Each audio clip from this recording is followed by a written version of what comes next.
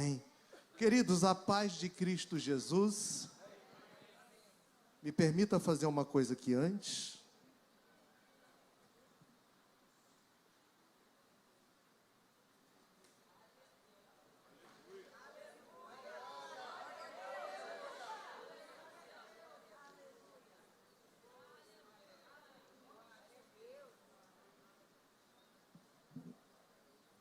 Vamos orar pela paz em Israel?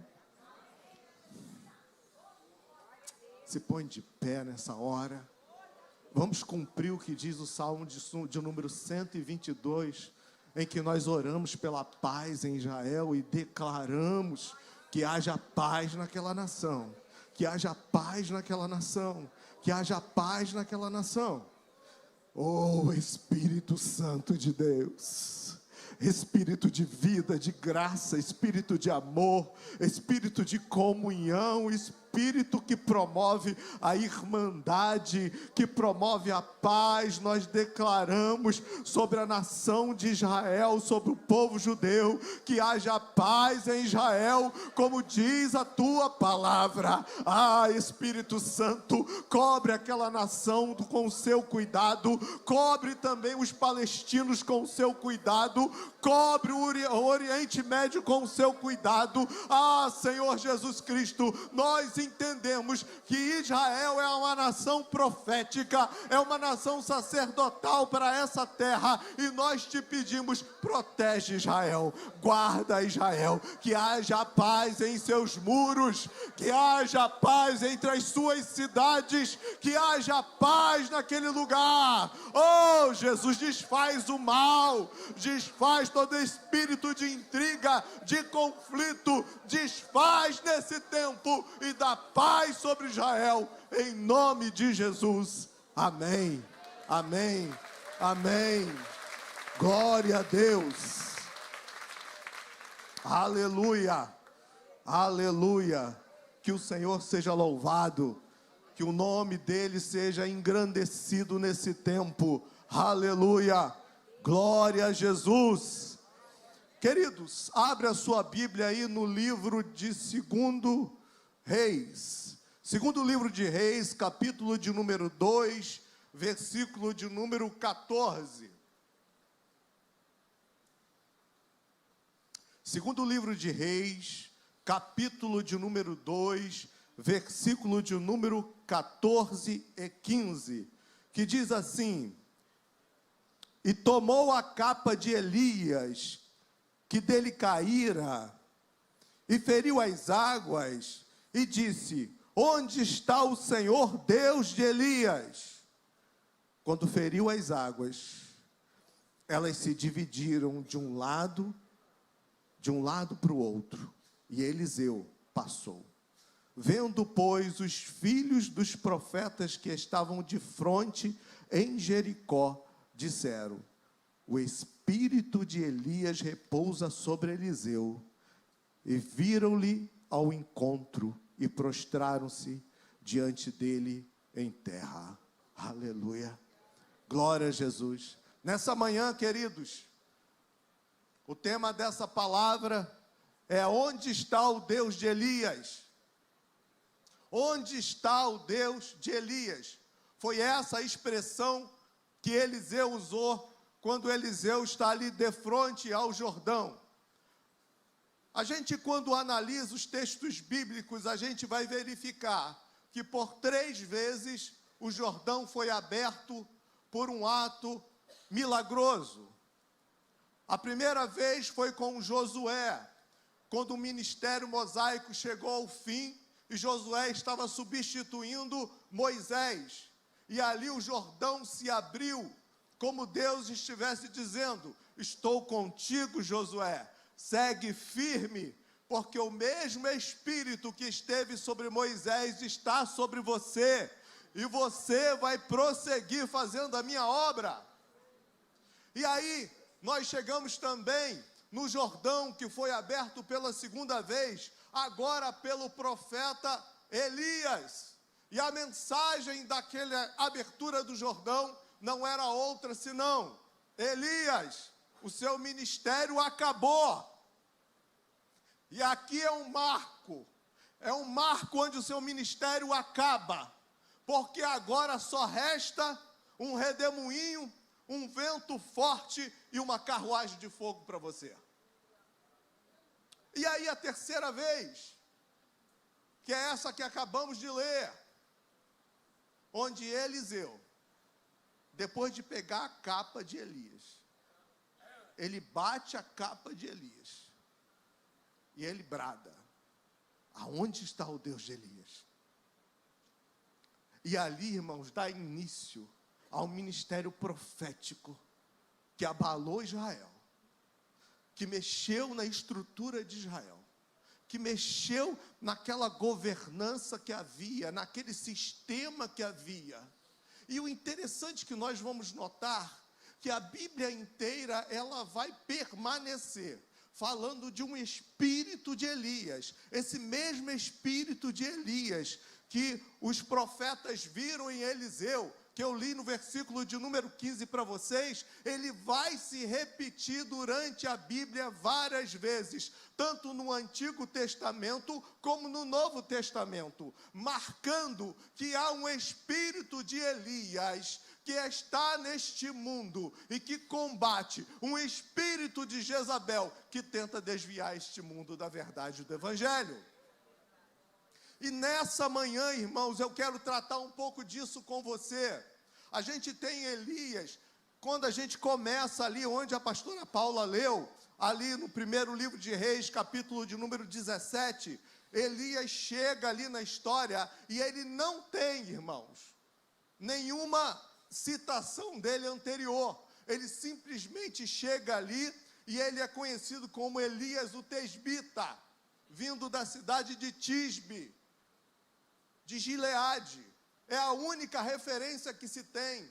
E ele chega ali para combater as ações de Acabe, influenciada por Jezabel. E ele vem para poder cumprir a palavra profética do Senhor. É interessante que a seca é instalada em Israel, e quando a seca é instalada em Israel, Acabe procura um culpado, e o culpado é sempre o outro. O culpado não é ele, o culpado é o outro. E ele vai dizer para Elias, quando ele encontra com Elias, anos depois: aí está o perturbador de Israel.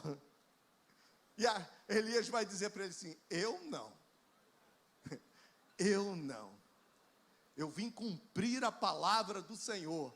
Quando a gente pega o livro de Deuteronômio, lá no capítulo de número 28, o versículo 23 e 24, Deus vai falar que quando a nação fosse tomada por idolatria, imoralidade, que Deus fecharia o céu como bronze e a terra como ferro.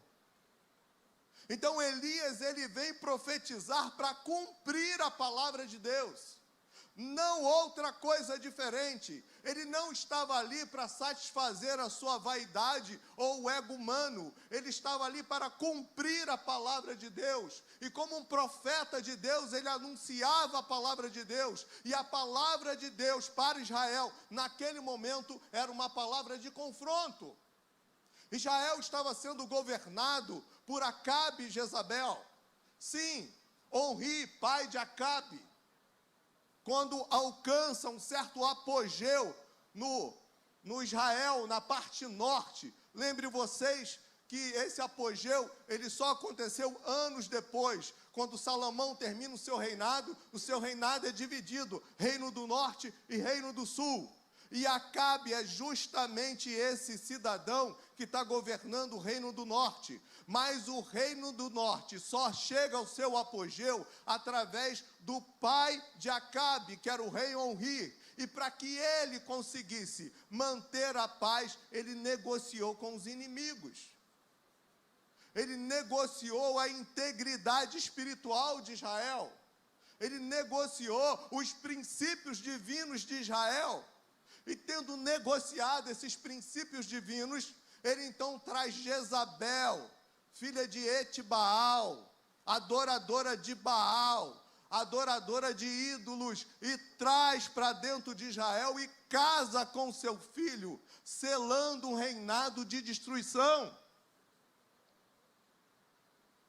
A pungência de Israel, do reino do norte, chegava ao seu clímax naquele momento, e ele achou que poderia agir conforme as suas ideias, e ele achou que poderia agir conforme os seus conceitos, e ele achou que poderia agir conforme o que era ministrado naquela época entre os reis, porque todos os reis faziam acordos de casamento, todos os reis misturavam as nações para que os seus reinos pudessem ter paz e alcançassem riqueza. Henri achou que poderia fazer isso também, mas ele se esqueceu que Israel era uma nação sacerdotal nesse mundo, e ela tinha um comprometimento com Deus, que fazia dela uma nação diferente. Essas são as verdades que a gente vê estampada na Bíblia, quando nós que assumimos o nome de cristão, evangélicos, protestantes, preferimos negociar os nossos conceitos, os nossos princípios, fazendo casamentos mistos. O que é isso? Trazendo costumes que não são nossos para dentro da nossa convivência. E a princípio parece que tudo é legal, tudo é bonito, olha que coisa nova, isso não tem nada a ver, isso é bobagem. Mas está ali um povo contaminado que vai vivenciar a mão do Senhor. E Elias é esse sujeito, esse cidadão que ele chega para anunciar a sua palavra. Elias é esse cara que chega para confrontar Acabe. Elias é esse sujeito que não tem medo do rei para poder anunciar. Elias é esse camarada que vem para confrontar, e a sua mensagem, ela não tem poder diretamente só para uma pessoa, ela abala uma nação. Não subestime a palavra que Deus deu a você, porque a palavra que Deus deu a você abala uma nação. É por isso, irmãos, que estão tentando te calar. É por isso que querem impedir você de falar. É por isso que querem impedir de você anunciar casamentos santos, filhos santos. É por isso, irmãos, porque a tua mensagem conserta o mundo. A tua mensagem move as nações. Mas vamos lá. A palavra Elias, em hebraico, é Eliarro. Uma palavra bem forte, um nome bem forte. Que fôssemos fazer uma tradução direta, seria como: o Senhor é a minha força. Mas se pegarmos a palavra Elias e dividirmos ela pela forma em que ela foi escrita, ficaria mais ou menos isso: El e Iá. Iá é a abreviação de Iavé. Então, o que a gente teria? A gente teria Deus eterno e Deus todo-poderoso. Essa era a mensagem de Elias. O seu próprio nome, irmãos, confrontava aquela nação que agora se reconhecia como um povo misto, não como um povo separado, mas um povo misto, não como um povo santo, mas um povo contaminado, não como alguém que mantinha a palavra de Deus fielmente, mas como alguém que misturava todos os conceitos mundanos dentro da palavra do princípio divino. Ali estava isso. Então Elias chega para confrontar, e o seu nome vai bater de frente com Acabe, porque o teu nome vai dizer assim: tem um Deus poderoso, que está acima do seu governo, que está acima das suas ideias, que está acima dos seus costumes. Não estou com raiva não, irmãos. Oh, Deus dos céus e da terra, aleluia. A simbologia do ministério de Elias, irmãos, ele é tão simbólico e tão marcante, que ele marca os ministérios até hoje. É por isso que a Bíblia insiste, dizendo, e veio com o mesmo espírito de Elias, e veio no espírito de Elias. Importa-se que Elias se levante. Importa que o Deus eterno, o Deus todo-poderoso se levante e seja estabelecido aquilo que ele falou. E quando nós olhamos para o ministério de Elias, nós olhamos para o ministério de Elias e vamos perceber que muitas coisas ele fez. E dentre as coisas que ele fez, que eu acho fantástica, né? A gente pode destacar algumas. Ele teve ali combatendo os profetas de Baal e os profetas de Aserá, 450 profetas de Baal e 400 de Aserá. E no momento em que o povo tinha dúvida a respeito do que era servir a Deus, vocês percebam, irmãos, por favor, percebam isso, que o povo tinha dúvida. Quando você analisa esse texto, o Elias vai chegar e vai falar o seguinte: o altar estava quebrado, e Elias vai chegar e vai falar o seguinte: olha, o Deus que responder com fogo, este é o Deus, esse é o Senhor. E a Bíblia diz que o povo disse, essa palavra é boa, ok. Então eles tinham dúvida no coração, qual seria o Deus que responderia com fogo? E Elias é esse sujeito que chega, irmãos, para refazer o altar, para que possa cair fogo do céu. Refazer o altar, colocar pedras não lavradas, para que pudesse sacrificar ao Senhor, para derramar 12 medidas de água, para colocar junto 12 pedras. Então essas são as simbologias que nós precisamos ver, o que está escrito ali. Ele está restaurando. Então o profeta Elias, ele chegou para restaurar aquilo que estava caído, aquilo que estava acabado, aquilo que estava confrontado. Ele chegou para restaurar. A gente vê Elias indo para Horebe, a gente vê Elias sendo sustentado por uma viúva. Enquanto a pastora Paula falava aqui, na hora me veio umas ideias na cabeça, eu até escrevi aqui embaixo, eu falei, muito bom, peguei a visão, né? Enquanto ela falava aqui, irmãos, e me veio a ideia, enquanto essa mulher sustentava a voz profética, tinha pão e água na casa dela. Enquanto, irmãos, essa mulher mantinha o profeta dentro de casa, tinha pão e água dentro da casa dela. Sabe, irmãos, o que nos mantém aqui até hoje é nós mantermos essa voz profética em nós, porque ela nos sustenta.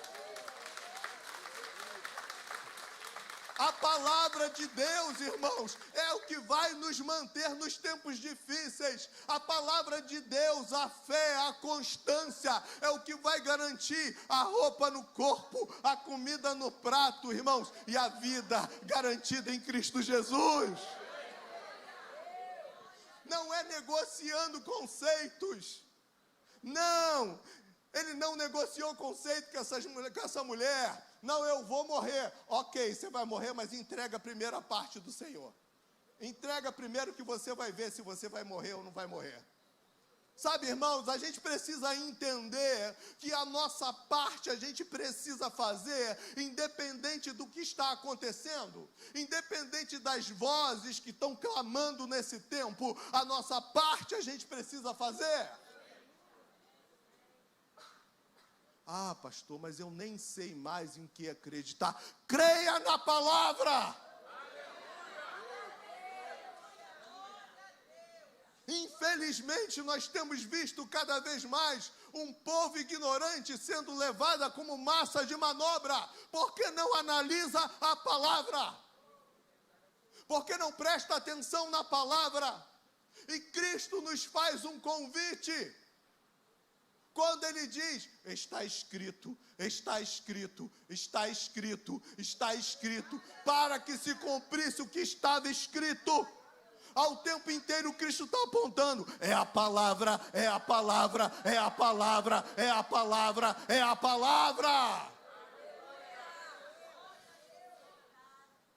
E a gente vai ver o ministério de Elias, e o ministério de Elias vai sobreviver a Acabe e a Jezabel, e o ministério de Elias vai até o ministério de Acasias, até o governo de Acasias, e a gente vai ver que Elias, ele vai ser então um cidadão importante. Muitas coisas aconteceram através do ministério de Elias. A gente, quando chega aqui no final do capítulo de número 17, a gente vai perceber que esta viúva, o seu filho morre repentinamente, e ela vem falar com Elias: poxa vida, eu abriguei um profeta em casa, e agora eu estou sendo amaldiçoada. Era isso que ela estava falando? Eu abriguei um profeta em casa, e agora eu estou recebendo mal por pagamento? Mal sabia ela, irmãos, porque ela abrigou o profeta em casa, a vida estava garantida. Irmãos, é a primeira vez que a Bíblia vai relatar que uma pessoa ressuscita, e é através desse ministério. Isso quer dizer que muitas coisas que você não ouviu falar, que você não viu, que parece impossível aos olhos humanos, Deus fará por você, se você mantiver a voz profética dentro da tua casa.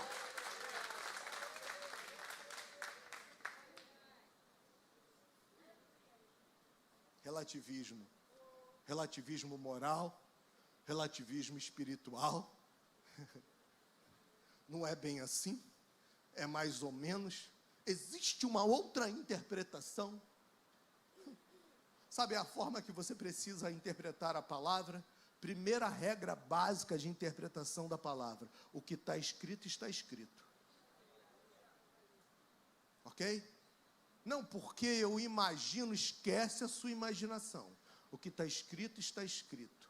Essa é a primeira regra de interpretação. Você tem dúvida para entender isso? CTPA a gente explica. Pode se matricular lá que a gente explica. Amém? Os alunos do CTPA que estão aqui sabem disso? Amém? Isso, a gente explica. E é isso aí, irmãos. A gente precisa entender a palavra, sabe? Mas Jesus não vai pegar isso daqui, enrolar, enfiar na tua garganta abaixo, não. Ele não vai fazer isso, não. Você tem que procurar por isso. Você tem que fazer alguma coisa. Você tem que se esforçar. Ah, mas eu estou em um problema. Todo mundo tem problema. Mas você é o que você escolhe. Você é o que você escolhe. Você vive o que você está plantando. Você está colhendo aquilo que planta. Não ponha a culpa nos outros. Não faça isso. Não faça. Mas o pastor, mas o fulano, o irmão, o meu chefe, não sei quem, não interessa. Plante aquilo que você tem aprendido na palavra do Senhor, e Ele vai frutificar o teu jardim. E aí, irmãos, a gente vai ver o profeta Elias, ele vai ressuscitar mortos, ele vai sustentar a viúva, e depois vocês vão ver que através da oração, e ele insiste muito nisso, na questão da oração, ele traz a água de volta para Israel, ele faz chover em Israel, é ele que profetiza a morte de Acabe e Jezabel. Então tudo isso nós temos dentro do ministério de Elias. As pessoas vão dizer assim: Elias fez 7 milagres, Eliseu fez 14 milagres. Não é bem assim, irmãos. Quando a gente lê, detalhadamente, você vai perceber que muitos milagres aconteceram pela mão de Elias. Elias foi um camarada tão importante, que em Malaquias, no encerramento do Antigo Testamento, ele está anunciando: vai vir um com o espírito de Elias, que preparará o caminho para o Senhor. Preparará o caminho para o Senhor. Opa, então o que eu percebo aqui? Eu percebo aqui que quando eu estou atuando pela palavra do Senhor, eu preparo o caminho para o Senhor. Eu preparo o caminho da chegada do Senhor. Eu preparo o caminho, eu assento o caminho, eu faço uma estrada para que Ele venha. Se nós entendermos isso, que a nossa obediência prepara o caminho para o milagre, a gente não andava de qualquer jeito, a gente não levava a vida de qualquer jeito, nós levaríamos uma vida de oração, uma vida de jejum, uma vida de prática da palavra de Deus. Elias faz um jejum, besteira, 40 dias, sem comer e sem beber, bobagem. Elias experimenta algumas coisas, tipo, o anjo do Senhor vinha alimentá-lo, mas também experimenta umas coisas estranhas e esquisitas, corvos trazendo comida para você. Você comeria a carne da boca de um corvo? Elias comeu, bebeu água do ribeiro, até que secasse.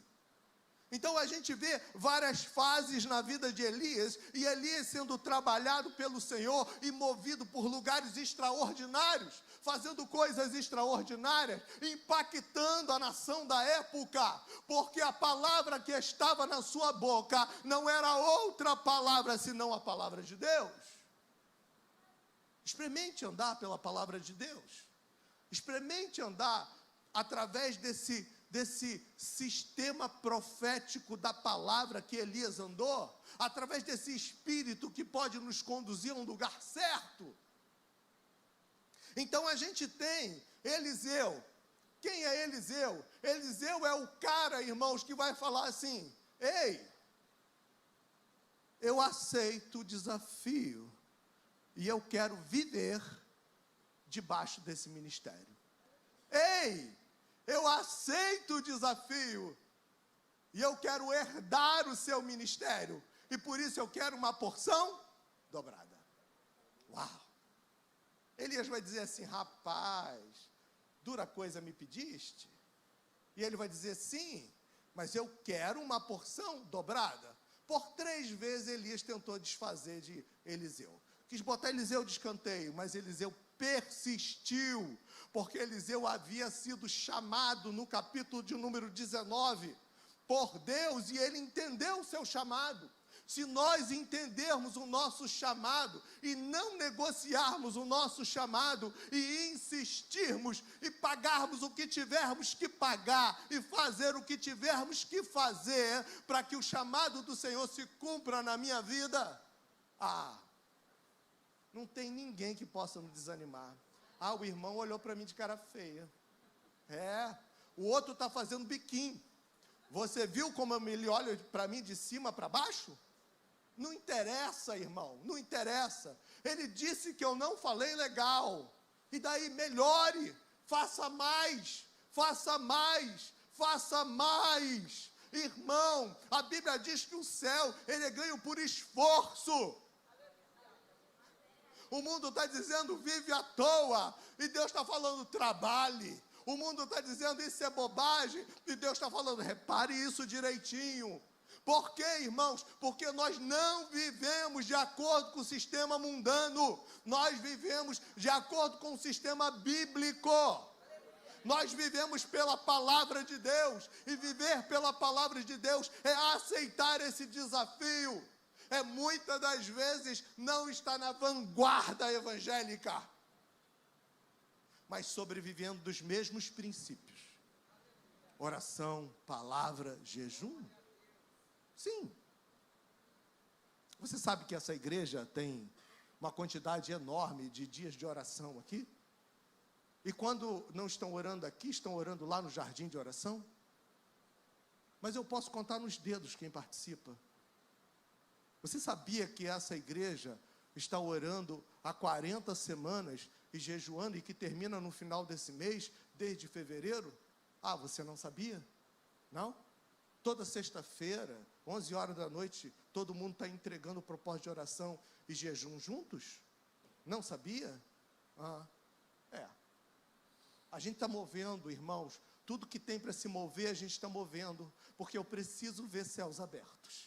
Eu preciso ver descer a chuva, eu preciso ver a terra dar o seu alimento, eu preciso ver a mão do Senhor agir, e eu não posso me conformar com o sistema mundano, que diz, leve a vida como quiser levar. Não tenha compromisso assim. Você não precisa ler a Bíblia diariamente. Você não precisa fazer devocional. Você não precisa ser tão assim, estranho, diferente. Eu já ouvi isso um monte de vezes. Eu fico todo feliz, tá, irmão? Eu sou esquisito mesmo porque eu amo o meu Senhor Jesus. Sabe, irmãos? O mundo quer te fazer um camarada igual, imperceptível. Mas é impossível se o Espírito Santo de Deus habita em você. É impossível.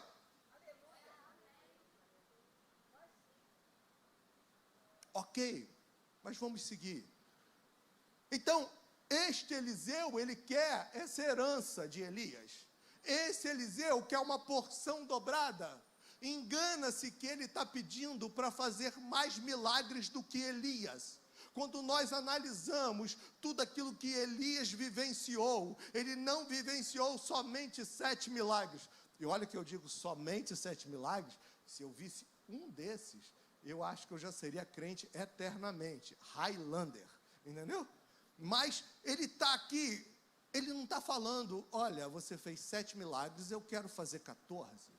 Não é isso. Ele está falando assim, eu quero o direito da herança, eu quero o direito da primogenitura. É disso que ele está falando. Ele está falando assim, presta atenção, Elias, eu quero ser o seu principal herdeiro, eu quero herdar como um filho, e o filho recebe porção dobrada. Eu quero porção dobrada, eu quero. E esse lugar é o lugar da responsabilidade, é o lugar do compromisso, é o lugar que não interessa se os outros não estão fazendo, eu estou. Não interessa se os outros não vão, eu vou. Não interessa se eu para vir para a igreja eu ando quase 90 quilômetros, eu venho. Vocês estão entendendo isso, irmãos? Vocês estão entendendo isso? Eu venho porque eu preciso viver o extraordinário de Deus na minha vida. Eu preciso viver o diferente, o extraordinário, o maravilhoso, o perfeito. Eu preciso ser encontrado naqueles que serão chamados de fiéis. Eu preciso ouvir a voz naquele dia. Vem, servo fiel, entra no meu repouso. Eu preciso ouvir.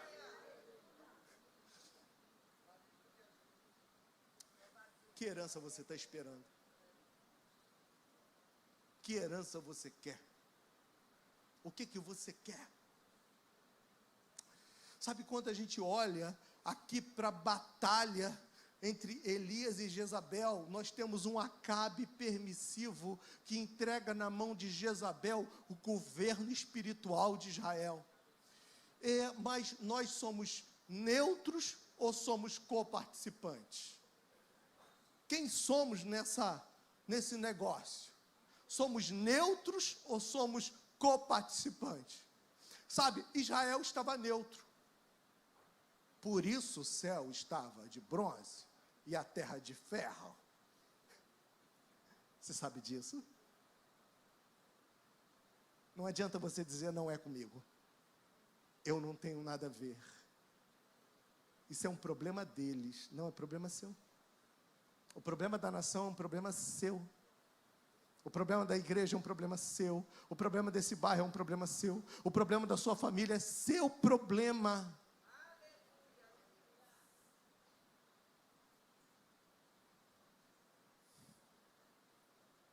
Qual é a herança que você está buscando?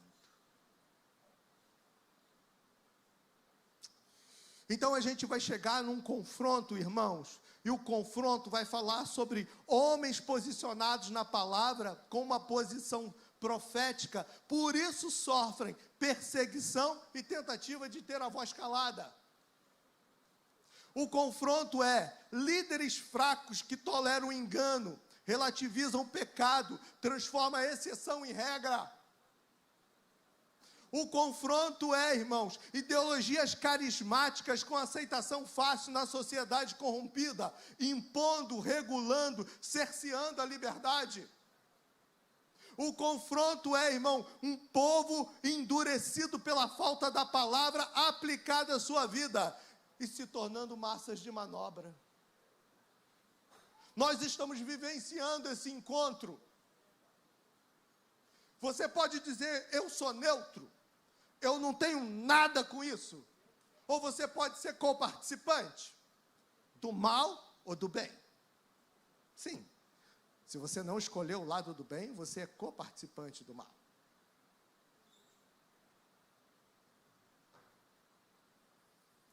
E o espírito de Jezabel, o que ela faz?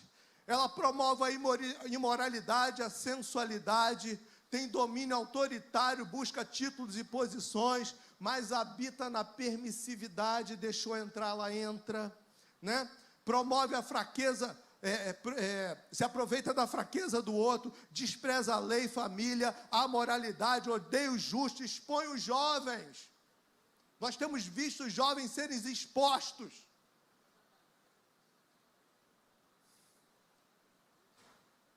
É omisso, a voz profética faz uso de manipulação, despreza o princípio de autoridade, deturpa os propósitos divinos, age na ilegalidade, inverte papéis, persegue a igreja do Senhor e tudo aquilo que faz menção a Deus. Ama o extremismo, ou é feminismo ou é machismo. Para quê? Para fazer confusão. Promete suprir as necessidades emocionais, mas sem responsabilidade espiritual. Tem discurso, mas não tem legitimidade. Tem aparência, seus métodos são atraentes, pois até conquistam resultados, parece que de imediato, mas não se sustentam porque não são resultados espirituais. Essa é a voz de Jezabel nesse tempo.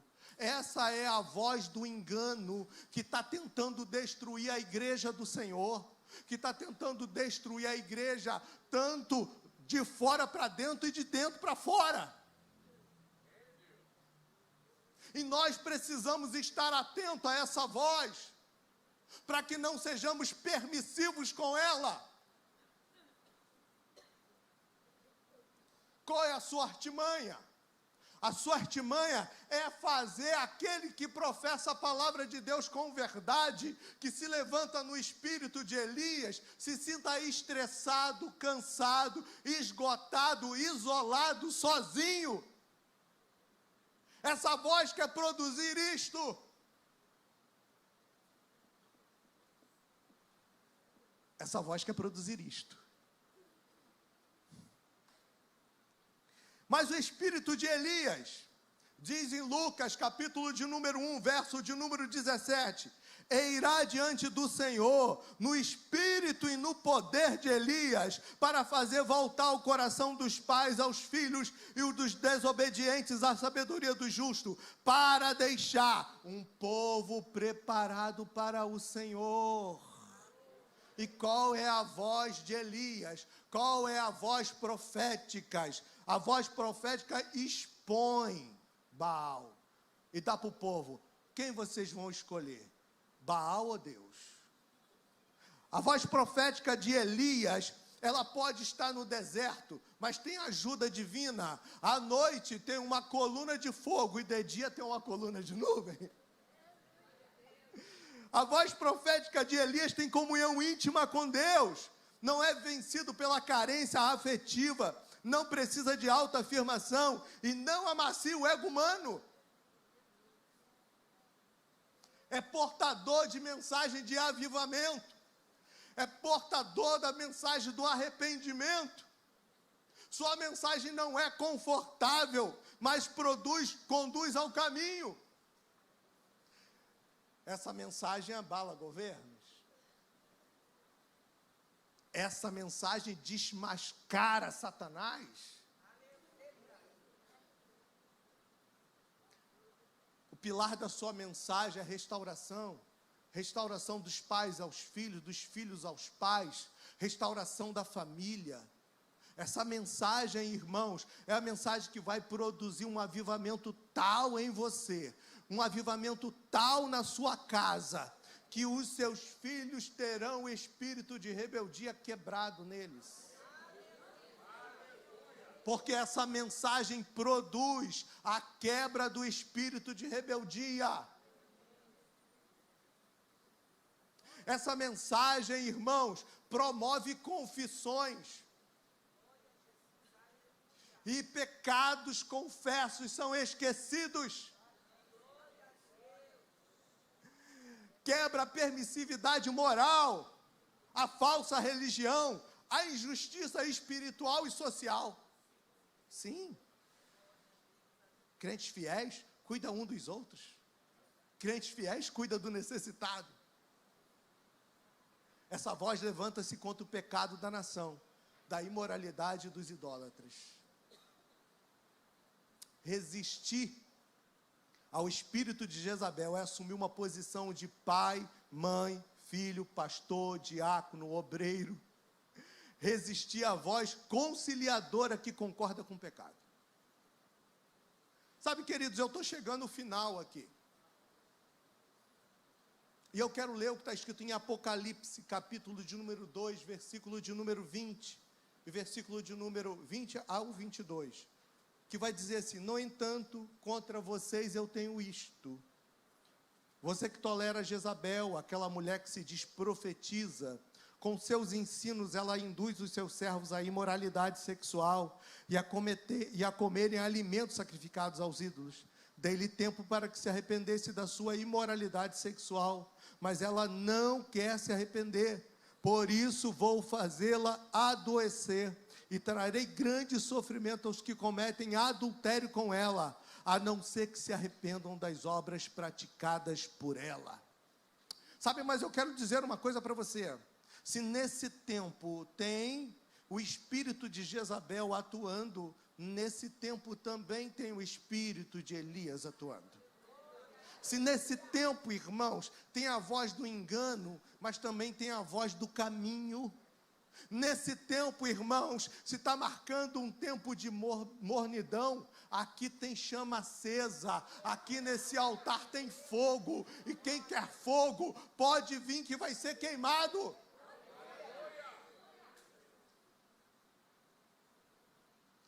Deus quer restaurar a nossa nação. Deus quer restaurar o nosso estado. Deus quer restaurar o nosso bairro. Mas Ele quer começar pela sua casa primeiro. Ele quer começar pela sua igreja. E é por isso que nessa hora, irmãos, eu quero te convidar a ficar de pé. E eu quero te fazer uma pergunta importante. Se eu comecei essa palavra fazendo uma pergunta: onde está o Senhor, Deus de Elias? Amém? Foi essa pergunta que eu fiz? Vocês estão aí? Eu quero terminar perguntando para você: onde estão os Elias de Deus? Onde estão os Elias de Deus? Se está aqui, vem aqui. Vamos ser fortalecidos pela palavra. Se o Elias de Deus está aqui, aqueles que vão fazer anúncio da voz profética e vão romper e vão restaurar a sua casa e vai restaurar o seu filho e se compromete para restaurar o seu bairro e se compromete para restaurar a sua nação. Cadê os Elias de Deus? Cadê os Elias de Deus? Cadê aqueles que vão romper com o sistema? Aqueles que vão adiante? Cadê aqueles que são movidos pelo Senhor, que são aquecidos pelo seu Espírito? Cadê aqueles, irmãos, que se comprometem? Não se compromete com o mundo, mas se compromete com Deus. Ele está aqui, irmãos, e a gente começa se arrependendo, a gente começa confessando, a gente começa clamando pela restauração. Pode começar a clamar, porque tem cura para você. Mortos serão ressuscitados, a farinha não vai faltar na tua casa, nem a água vai secar. Porque são os Elias de Deus. Deus o sustentará. E quando não for possível andar sobre os seus pés, Ele envia uma carruagem de fogo, Ele envia um redemoinho e faz você andar por lugares altos. Oh, rebariacá. Roje de Guerra Barabachou, Rafergia Derebeasi Orocou, Devergia Darabachori Antarabaxergia Derece. Ele está aqui, Ele está aqui, Ele está aqui, Ele está aqui, Ele está aqui, e Ele está fazendo algo na sua vida, Ele está fazendo algo na sua casa, Ele está vendo a posição que você está tomando aqui nessa manhã, posição de arrependimento, posição do alto que vai mover essa nação. Cadê os Elias de Deus? Cadê os Elias de Deus que clamam? Cadê os Elias de Deus que clamam? Cadê os Elias de Deus que quer achar arrependimento? Diante do teu altar e sacrificar aquilo que me custa, tu inclinarás os teus ouvidos ao meu clamor. Mas vale um dia no centro do teu querer que toda a vida sem jamais te conhecer. Tu és minha fonte, minha colheita, minha herança. Se eu me humilhar diante do teu altar e sacrificar aquilo que me custa, tu inclinarás os teus ouvidos ao meu clamor. Mas vale um dia no centro do teu querer e toda a vida sem jamais te conhecer. Tu és minha fonte. Ativa, Senhor, ativa nessa manhã, Pai. Que toda cinza, Senhor, toda frieza, toda mornidão, ela seja arrancada, Senhor, de sobre a igreja, Senhor. Pai, mas nós declaramos que através do espírito de Elias, ó Pai, nós estamos aqui diante de um Elias coletivo, Senhor, onde o poder, a unção e a autoridade não mais estaria apenas em cima de um único homem, Senhor, mas em cima de todo um povo que reconhece o Senhor como teu Salvador. Por isso vem nesta manhã, Pai, derrama do teu Espírito, derrama da tua glória, derrama não somente a porção dobrada, mas derrama a plenitude do teu Espírito Santo nesta manhã. E que debaixo dessa plenitude do teu Espírito, ó Pai, nós declaramos, ó Pai, homens e mulheres sendo curados nessa manhã, ministério sendo restaurado, chamado sendo restaurado, sendo reedificado, que toda fortaleza, resistências, barreiras estão sendo quebradas nessa manhã, mas através do poder do Espírito Santo do Senhor que recai sobre a tua igreja, ministérios são ativados nessa manhã, chamados são reativados. Pai, no nome de Jesus Cristo nós declaramos, Senhor, que aqueles que têm a visão, a revelação, Pai, eles sejam agora renovados no teu Espírito Santo. Nesta manhã nós declaramos toda a cinza, toda a frieza, toda a mornidão sendo removido de sobre a tua igreja, mas uma igreja cheia do teu poder, cheia da tua glória, cheia da tua unção, cheia da tua autoridade. Remove toda a cinza nessa manhã, remove todo espírito de enfermidade, de divisão, de contenda, mas traga nessa manhã a plenitude, traga nessa manhã o peso da tua glória sobre a tua igreja. Em nome de Jesus Cristo nós declaramos nessa manhã sobre a mente, Senhor, que o peso da tua glória recai sobre as nossas mentes, e toda enfermidade emocional, toda enfermidade física e espiritual estão sendo aniquiladas, estão sendo quebradas nessa manhã. Hoje começa um novo ciclo, uma nova estação e um novo tempo e uma nova história na vida de homens e mulheres que andarão no mesmo espírito de Elias,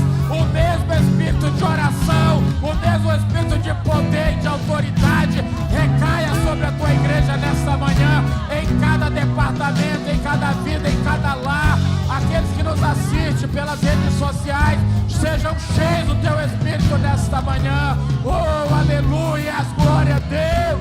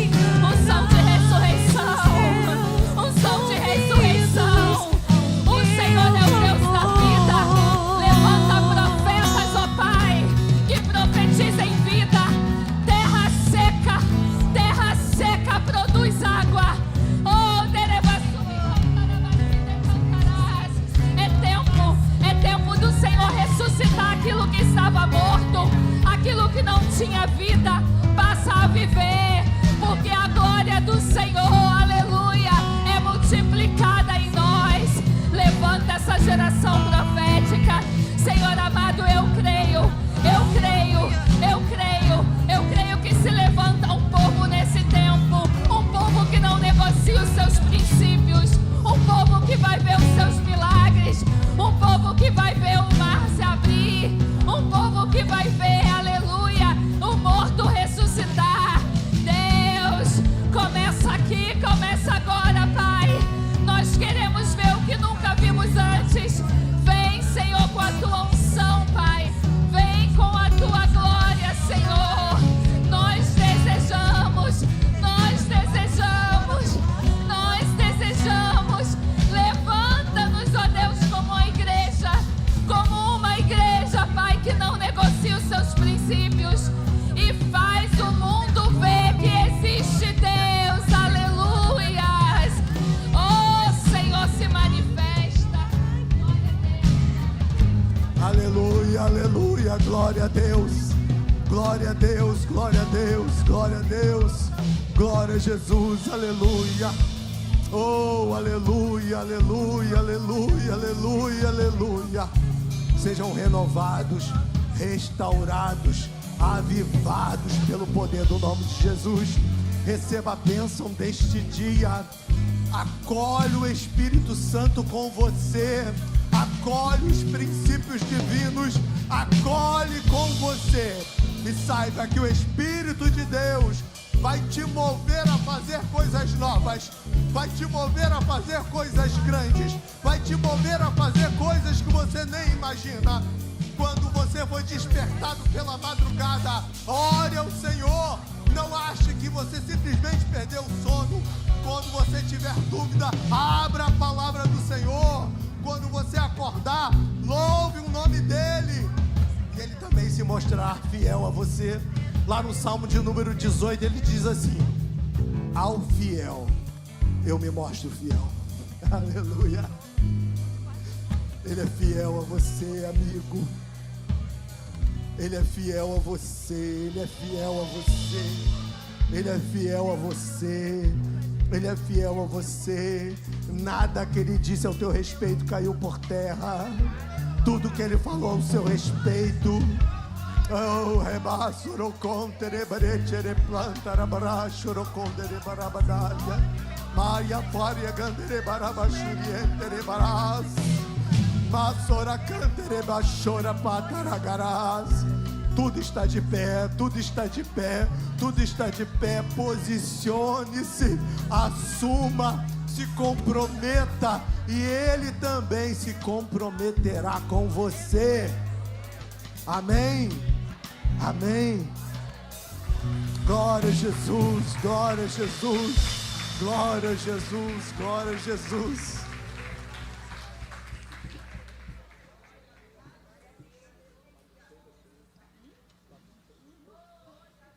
Aleluia, aleluia, aleluia, aleluia. Deus seja louvado por aquilo que Ele fez aqui nesta manhã. Deus seja louvado por aquilo que você vai vivenciar a partir de agora. Deus seja louvado por aquilo que o Senhor vai suprir dentro da tua casa, pela mudança que haverá no meio dos seus filhos, pela mudança que haverá no meio do seu casamento, pela provisão que vai chegar para você. Deus seja louvado, Deus seja louvado, Deus seja louvado. A mão do Senhor está estendida sobre você, a mão do Eterno, ela está segurando os teus pés, porque ela é o seu alicerce. Mas ela está por cima também, porque é ela que te guarda. Mas Jó, lá no livro de Jó, vai falar um negócio muito interessante. Satanás chateado porque Deus havia protegido Jó, e disse assim: poxa, mas você, Senhor, tem cercado Jó. É isso que ele faz com você. Lá em Zacarias capítulo 2, verso 5, diz que ele é um muro de fogo ao teu redor.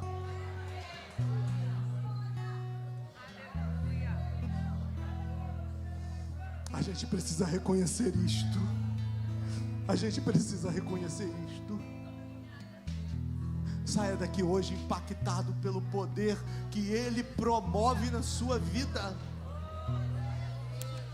Tenha olhos diferentes, irmãos.